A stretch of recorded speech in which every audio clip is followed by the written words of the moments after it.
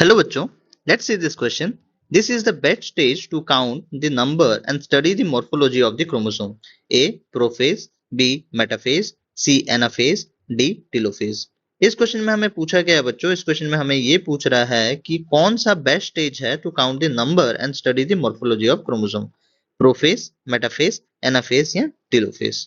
ठीक है बच्चों, तो इस क्वेश्चन को सॉल्व करने के लिए हमारे पास एक की कॉन्सेप्ट है. की कॉन्सेप्ट क्या है बच्चों? की कॉन्सेप्ट है cell cycle.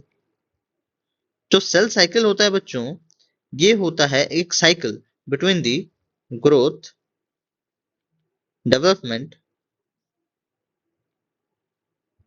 And cell division. एक नॉर्मल सेल बच्चों ग्रोथ करता है, उसके बाद डेवलप करता है और फिर इवेंचुअली उसमें सेल डिवीजन हो जाता है to form the daughter cells. और ये साइकिल बच्चों फिर से चलता है, क्योंकि ये एक साइक्लिक प्रोसेस में चल रहा है, तो इसीलिए हम सेल साइकिल को एज सेल साइकिल बुलाते हैं. ठीक है बच्चों, अभी हम सेल साइकिल को डिवाइड कर सकते हैं into two parts, interphase and M phase. बच्चों जो इंटरफेस होता है इसे हम डिवाइड कर सकते हैं further into three parts, G1 phase, S phase and G2 phase.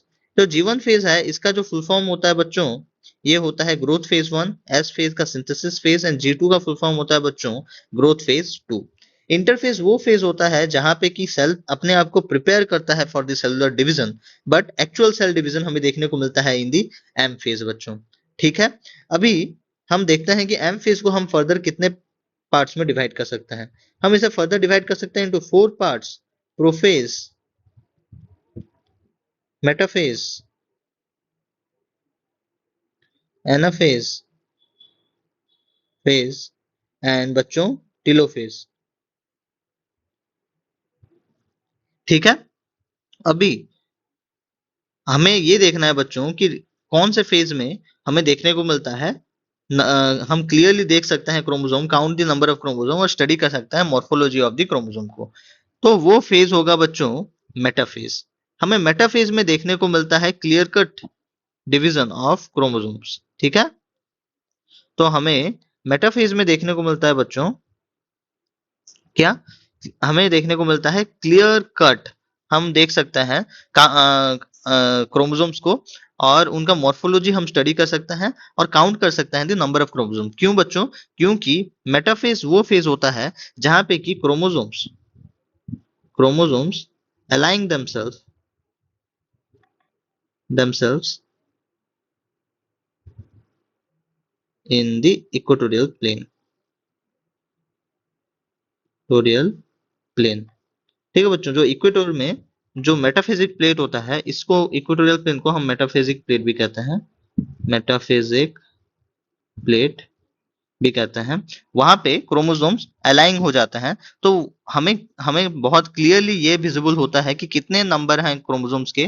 तो हम क्रोमोसोम्स काउंट कर सकते हैं बहुत इजीली, और उसके साथ साथ बच्चों मॉर्फोलॉजी ऑफ क्रोमोसोम भी बहुत इजीली स्टडी किया जा सकता है इन दी मेटाफेज. ठीक है बच्चों, अभी जो हम आइए डिस्कस कर लेते हैं दूसरे दूसरे फेज में क्या हो जाता है. प्रो फेज में बच्चों यहाँ पे कंडेंसेशन ऑफ क्रोमोसोम होता है, तो यहाँ पे क्रोमोसोम ठीक से विजिबल नहीं होता. एनाफेज के वक्त क्या होता है बच्चों, जो क्रोमोसोम होता है, क्रोमोसोम का सेंट्रोमियर टूट जाता है और यहाँ पे क्रोमेटिड सेपरेट हो जाते हैं और वो मूव करना शुरू कर देते हैं टुवर्ड्स देयर पोल. यहाँ पे एनाफेज के केस में बच्चों हमें shape of chromosome clearly visible होता है while moving towards their pole, but हम नंबर ऑफ क्रोमोसोम्स यहाँ से पता नहीं लगा सकते. हमें जितना नंबर ऑफ क्रोमोसोम चाहिए होगा उसका डबल हमें देखने को मिलेगा इन दी एनाफेज, क्योंकि यहाँ पे क्रोमेटिड्स सेपरेट हो चुके रहते हैं. तो हम अगर बेसिकली काउंट करें तो हमें क्रोमेटिड्स का काउंट मिल जाएगा, बट क्रोमोसोम का काउंट मिलना क्लियर कट वो हमें मेटाफेज में ही देखने को मिलेगा. और टेलोफेज में क्या होता है बच्चों, टेलोफेज में न्यूक्लियर मेम्ब्रेन फॉर्म हो जाता है around the chromatids which are at their respective poles. So इस फेज में भी हम काउंट नहीं कर सकते क्रोमोसोम्स को और इनका मॉर्फोलॉजी हम स्टडी नहीं कर सकते. So which is the correct answer? The correct answer is option B, metaphase. In metaphase, we can count the number and study the morphology of chromosome most easily. Hope you understood this well. Thank you.